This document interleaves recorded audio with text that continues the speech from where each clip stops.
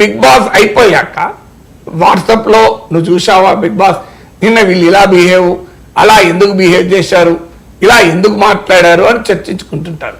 ఇందులో ఒకే రకమైన ఒపీనియన్స్ ఉన్న వాళ్ళు కనెక్ట్ అవుతుంటారు. వాళ్ళు అలా ఉండడమే కరెక్టు, లేదు ఇలా ఉండకపోవడం కరెక్టు వాళ్ళు అని మాట్లాడుకుంటారు. ఒక కమ్యూనిటీ ఏర్పడుతుంది.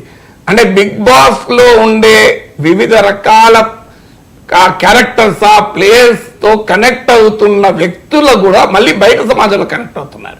వాళ్ళు ఒక మీటింగ్లలో మాట్లాడుకున్నారు, కిట్టి పార్టీలో మాట్లాడుకుంటున్నారు, వాళ్ళు ఒక ఫేస్బుక్లో కమ్యూనిటీలో మాట్లాడుకుంటున్నారు, వాట్సాప్లో మాట్లాడుకుంటున్నారు. ఇది ఆటోమేటిక్గా షోను మల్టిప్లై చేస్తుంది.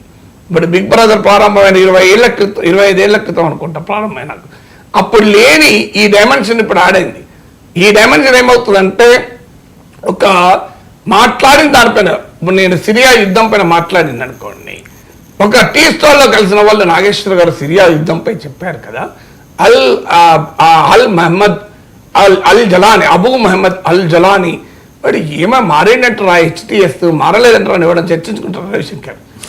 మీకు అబూ బకర్ అల్ బగ్దాది వారసుడు కదా, వాడు మారతాడా, లేదు వాడు మారేండట, వాడు ఇదివరలాగా జిహాదిస్ట్ కాదట అని ఇద్దరు మాట్లాడుకోరు కదా.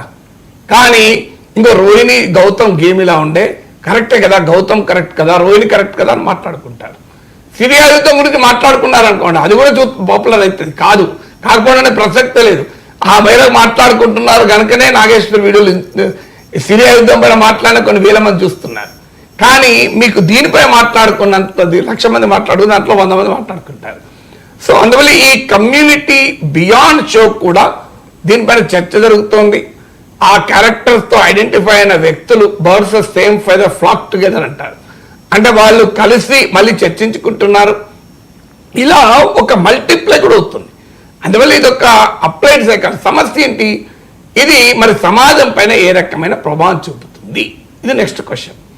అంటే సమాజం పైన ఎప్పుడు కూడా ఎంటర్టైన్మెంట్ మా పని కాదు అని ఎంటర్టైన్మెంట్ సృష్టించే వాళ్ళు చెప్తూ ఉంటారు. మేము వీఆర్ ఓన్లీ ఎంటర్టైనింగ్, మాకేం సంబంధం, బిగ్ బాస్ ఇది ఎంటర్టైన్మెంట్ షో. కానీ బిగ్ బాసే కానీ సినిమా కానీ సీరియల్ కానీ కొన్ని రకాల భావాలను సమాజంలో పర్పెచ్యువేట్ చేస్తున్నాయి. మీరు తెలుగు సినిమాల్లో చూడండి, తెలుగు సినిమాలో ఒక ఉమెన్ అన్న ఒక డిఫరెంట్ క్యారెక్టర్, ఎప్పుడు బాధపడే క్యారెక్టరు, గయాలి క్యారెక్టరు ఇలాగే చూపెడుతుంటారు.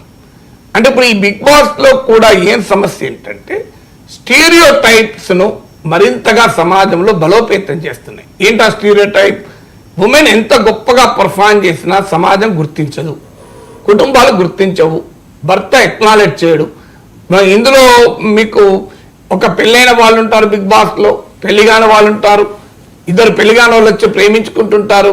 పెళ్ళైన వాడు ఫీల్ అవుతూ తన భర్తకు దూరం ఉన్నానని ఫీల్ అవుతుంటారు, భార్యకు దూరం ఉన్నానని ఫీల్ అవుతుంటారు, బిడ్డలకు దూరమైన అని ఫీల్ అవుతుంటారు. ఈ ఇన్ని రకాల ఎమోషన్స్ అన్నీ ఇందులో కనబడుతుంటాయి. అవి తప్పేం లేదు. కానీ స్టీరియో టైప్స్, ఇప్పుడు జెండర్ బయాసెస్, మనిషి ఫేర్గా ఉన్నాడా, ఫేర్ అన్న పదం పైన తీవ్ర వ్యతిరేకత కూడా వస్తుంది. వాట్ ఈజ్ ఫేర్ అని, ఫేర్ అంటే తెల్లగా ఉంటేనే గొప్పవాడా అని సమాజంలో ఉండే ఒక స్టీరియో టైప్ అది. అలాగే లావు సన్న సమాజంలో ఉండే స్టీరియో టైప్, లావు ఉంటే సన్నంగా ఉంటే తేడా ఏంటి అని నాలంటి వాడు అంటాడు. కానీ సమాజం అట్లా ఉండదు. లావు ఉన్న వాళ్ళని ఒకవైపుగా చూస్తారు, సన్నగా ఉన్న వాళ్ళు ఒకవైపుగా చూస్తారు. ఫేర్ అని చెప్పబడే వైట్గా ఉన్న వాళ్ళు ఒక రకంగా చూస్తారు, లేని వాళ్ళు ఒక రకంగా చూస్తారు.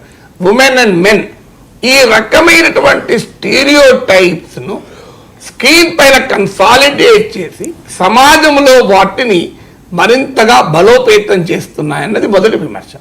రెండవది సైకాలజీ భాషలో వైకేరియస్ ఎమోషన్స్ అంటారు. వైకేరియస్ ఎమోషన్స్ అంటే ఏంటంటే మీలో ఉండేటువంటి రకరకాల ఎమోషన్స్ నుంచి బయటపడి మనిషి ఒక గొప్ప మానవునిగా ఎమర్జ్ కావాలి అని, అలాంటి ఇంట్రాస్పెక్షన్కు అవకాశం లేని నీ హ్యూమన్ బిహేవియరల్ ట్రేట్స్తో కనెక్ట్ అయ్యేలా మాత్రమే చేసి నీలో ఉండే ఈ వైకేరియస్ ఎమోషన్స్ పెంచుతోంది బిగ్ బాస్ అన్నది రెండవ విమర్శ. మూడోది ఫోకస్ ఆన్ అదర్స్. స్వామి వివేకానంద్ అంటాడు, రోజులో కొంచెం సేపైనా నీతో నీవు మాట్లాడుకో, నీ ఒక డిఫరెంట్ మానవుడిగా, ఒక వేరే మానవుడిగా తయారవుతావని. మనం ఎంతమంది చేస్తామని చెప్పండి. జీవితంలో రోజులో ఒక అర్ధగంట స్పీక్ టు యువర్ సెల్ఫ్. నేనేంటి, నా ప్రవర్తన ఏంటి, నా స్వభావం ఏంటి, నేను చేస్తున్న పనేంటి, నేను వివరిస్తున్న తీరేంటి, కుటుంబ సంబంధాలు నేను ఎలా మెయింటైన్ చేస్తున్నా అన్ని. Just speak to your self. నువ్వు చాలా రిఫార్మ్డ్గా, చాలా మంచి పర్సనాలిటీగా ఎమర్జ్ అవుతావు if you can speak to your self. ఎందుకంటే ఎవరూ లేకుండా నువ్వు ఒక్కనివి నీతో నువ్వే మాట్లాడుకున్నావు అనుకోండి. నాకు వచ్చి ఎవరన్నా నా ఇంట్లో ఉన్న వాళ్ళు, నా భార్య చెప్పింది అనుకోండి, నీ కోపం నీకు ఇంత తొందరపాటు ఎందుకు, నీ కోపం ఎక్కువ ఎందుకు అంటే, నేను కోపం నాకు ఉన్నదని తెలిసి కూడా, తొందరపడుతున్నానని తెలిసి కూడా నేను డిఫెన్స్ మోడ్లోకి వెళ్ళిపోతాను. నేను డిఫెన్స్ మోడ్లోకి వెళ్ళిపోయి నాకేముంది ఆ కోపం నీకు లేదా, నువ్వు నాకు చెప్పేదానమైనావా అని రియాక్ట్ అవుతుంటాడు. కానీ నాకు నేనే మాట్లాడుకున్నాను అనుకోండి, మరి నేను కోపానికి వస్తున్నానా, నాలో ఎందుకు శాంతం ఉండడం లేదు, ఏ కారణం కూడా కోపం, ఓహో వర్క్ ప్రెషర్ పెరుగుతుంది, తగ్గించుకోవాలి. కోపం ఎందుకు, నేను కొంత లోన్లీనెస్ ఉండాలి, లోన్గా ఉండాలి, ఎప్పుడు అడావులు ఉండద్దు, ఏది రీజన్ ఏంటి.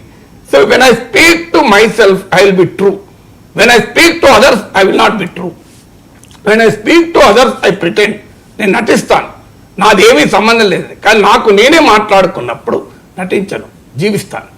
అందువల్ల నిరంతరం నీతో నీవు మాట్లాడుకోని స్వామి వివేకానంద చెప్తే, బిగ్ బాస్ అందుకు రివర్స్గా మనకు చెప్తోంది, నువ్వు ఫోకస్ ఆన్ అదర్స్, పక్కింటూ ఇల్లు పైన కేంద్రీకరించు.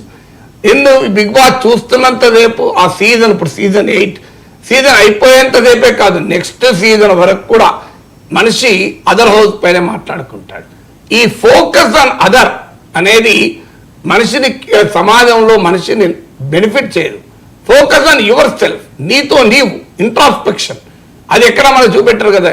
అందువల్ల ఇలా దానిపైన ఇదొక సైకాలజీకి రిలేటెడ్ అయిన సోషల్ ఎక్స్పెరిమెంట్ కనుక కొన్ని ప్రెజడిసెస్ను బలోపేతం చేస్తుంది, కొన్ని ఎమోషన్స్ను, వైకేరియస్ ఎమోషన్స్ ఇంటర్నలైజ్ చేసుకోవటానికి ఇది కారణమవుతుంది. ఫోకస్ ఆన్ యువర్ సెల్ఫ్ కాకుండా focus on other syndrome create చేస్తుంది. కొన్ని స్టీరియో టైప్స్ను, బయాసెస్ను సమాజంలో బలోపేతం, కన్సాలిడేట్ చేస్తుంది, పర్పెచువేట్ పెంచుతుంది. ఇలాంటి విమర్శలు కూడా బిగ్ బాస్ పైన ఉన్నాయి. బట్ ఏదైనా ఏదో ఒక ఎమోషన్ ట్రిగర్ చేస్తేనే పాపులర్ అవుతుంది. Either you create positive emotion on that or even a negative emotion.